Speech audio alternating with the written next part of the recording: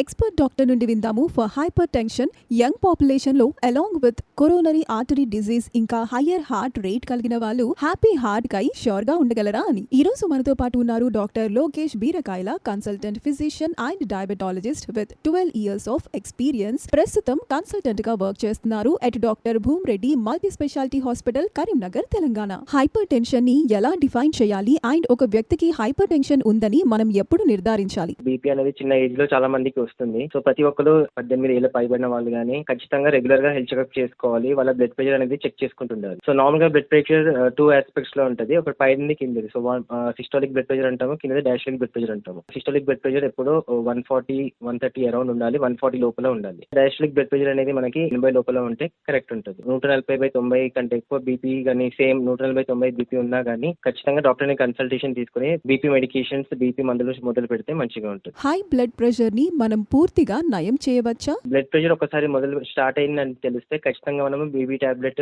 Doctor ని consultation చేసి వాడడం జరుగుతుంది.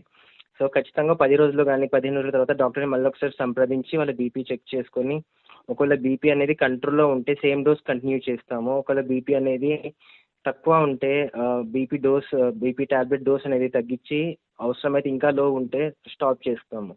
సో ఖచ్చితంగా ఏంటంటే ఖచ్చితమైన క్యూర్ అనేది ప్రస్తుతానికి లేదు, కానీ బీపీ అనేది మనం కంట్రోల్లో పెట్టుకుంటే మనకి కాంప్లికేషన్స్ అనేది తక్కువ ఉంటాయి. యంగ్ పేషెంట్స్ లో హైపర్ టెన్షన్ ఇంకా హార్ట్ అటాక్ ఇన్సిడెంట్స్ ఇటీవల పెరిగాయి. ఇఫ్ yes, దాని యొక్క అండర్లయింగ్ కాజ్ ఏంటి? మనము ఈ మధ్య చాలా న్యూస్ లో వింటున్నాము, చిన్న ఏజ్ లో సడన్ గా హార్ట్ అటాక్స్ అనేవి రావడం జరుగుతుంది. దీనికి ముఖ్య కారణం వచ్చేసి డైట్. చిరుతిని తినడం వల్ల, హై కొలెస్ట్రాల్ ఫుడ్స్ తినడం వల్ల, ఫ్రైడ్ ఫుడ్స్ తినడం వల్ల కొలెస్ట్రాల్ లెవెల్స్ అనేవి చాలా ఎక్కువ అవుతున్నాయి. సో కొలెస్ట్రాల్ లెవెల్ లో మనకి ఎల్డిఎల్ అనేది డేంజరస్ కొలెస్ట్రాల్, దాంతో పాటు ట్రైగ్లిజరైడ్స్ కూడా కొంచెం ఫ్యామిలీలో అంటే వంశపారంపర్యంగా వచ్చే హై కొలెస్ట్రాల్ లెవెల్ కానీ సడన్ గా గుండె ప్రాబ్లమ్ వస్తుంటాయి. సో సడన్ గా ఎక్కువ జిమ్ చేయడం కానీ, సడన్ గా ఎక్కువ ఎక్సర్సైజెస్ కానీ, సడన్ గా ఇట్లా వేరే ఎక్కువ హార్ట్ పైన లోడ్ ఉండే వర్క్స్ కానీ చేయడం వల్ల, లేకపోతే వేరే ప్రాబ్లమ్స్ ఆల్కహాల్ స్మోకింగ్ ఇట్లాంటి వల్ల కానీ హార్ట్ అటాక్స్ అనేది పెరుగుతుంటాయి. సో మోస్ట్లీ మనం ఏంటంటే మంచి diet, fresh fruits, vegetables include చేసి తరచుగా అట్లీస్ట్ వాకింగ్ అనేది మనము రోజులో అట్లీస్ట్ 30 నిమిషాల నుంచి 60 నిమిషాల వరకు వారంలో ఒక 5 రోజులు చేయగలిగినట్టయితే మనకు గుండె సంబంధించిన వ్యాధి నుంచి కానీ హార్ట్ అటాక్స్ నుంచి కానీ మనం అరికట్టవచ్చు. సో దీంతో పాటు స్ట్రెస్ తగ్గించుకునే